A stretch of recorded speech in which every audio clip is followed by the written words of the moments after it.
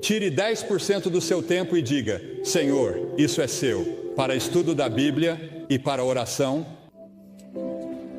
Você sabe, nós inventamos todas essas coisas modernas para economizar tempo e temos menos tempo do que nunca. E ainda assim temos automóveis rápidos e aviões rápidos e estamos correndo de um lugar para outro como pessoas loucas. E a maioria de nós não sabe o que vai fazer quando chegar lá.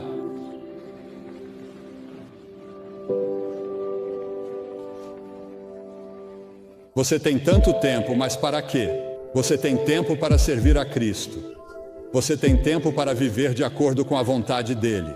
Você tem tempo para obedecê-lo. Você fez como o Salmo disse em Salmo 31:15 e se colocou à disposição de Deus, quando ele disse que meus tempos estão em suas mãos. Tire 10% do seu tempo e diga: Senhor, isso é seu, para estudo da Bíblia e para oração. Você sabe, nós inventamos todas essas coisas modernas para economizar tempo e temos menos tempo do que nunca. E ainda assim temos automóveis rápidos e aviões rápidos e estamos correndo de um lugar para outro como pessoas loucas. E a maioria de nós não sabe o que vai fazer quando chegar lá.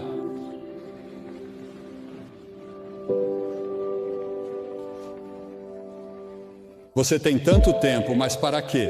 Você tem tempo para servir a Cristo. Você tem tempo para viver de acordo com a vontade dele. Você tem tempo para obedecê-lo. Você fez como o Salmo disse em Salmo 31:15 e se colocou à disposição de Deus, quando ele disse que meus tempos estão em suas mãos. Como um cristão lida com o pecado contínuo? Bem, primeiro devemos entender que se alguém é cristão, seu coração foi regenerado, foi vivificado, recebeu um novo coração e o Espírito Santo habita nele. Então, um cristão experimentará mudanças e transformações. Eles crescerão em conformidade com Cristo, mas nunca estaremos livres do pecado nesta vida. Vamos olhar para 1 João, capítulo 1. João diz no versículo 8: Se dizemos que não temos pecado, enganamos a nós mesmos e a verdade não está em nós. Algo evidente num cristão não é ser sem pecado, mas reconhecer o pecado em sua vida. E quando vem esse pecado, o confessam. Muitas vezes não percebemos o quão extraordinário isso é. Vivemos num mundo que peca constantemente contra Deus. E, no entanto, poucos reconhecem, assumem, confessam e lamentam seus pecados. Quando alguém que professa fé em Cristo age assim, é claro que realmente o conhece. Um cristão pecará menos, mas não será isento de pecado. Mas quando pecam, isso causa tristeza em seus corações. Isso os leva ao arrependimento e à confissão desse pecado. Ele diz: se negamos ter pecado, enganamos a nós mesmos e a verdade não está em nós. Muitas vezes, quando prego numa igreja, a mesma coisa acontece sempre. Talvez eu pregue sobre o pecado ou a necessidade de ser santo. Às vezes, o Espírito de Deus age e muitos se quebrantam por seus pecados.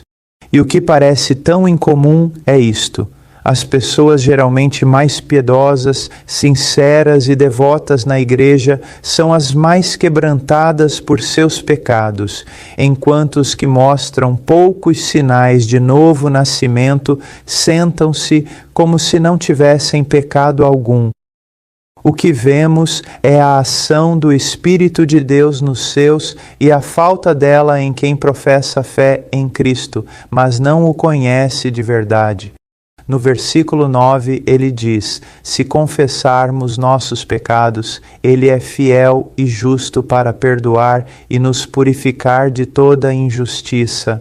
Quando o crente peca, o crente deve confessar, se afastar do pecado e pedir perdão. Agora, o que é confissão? Confissão, em grego homologeu, significa literalmente dizer o mesmo.